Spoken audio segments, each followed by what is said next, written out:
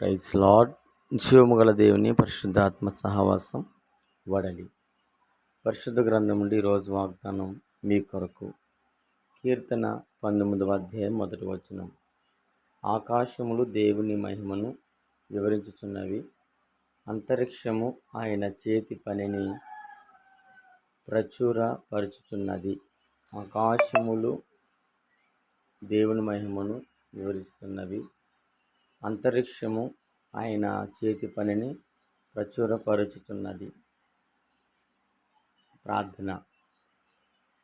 సకలాశీర్వాదాలకు కారణభూతుడు అయిన ప్రియ పరలోకపు తండ్రి, నీ పరిశుద్ధమైన నామను బట్టి నీ కొందనాలు, స్తోత్రాలు, స్తుతులు చెల్లిస్తూ ఉన్నాం.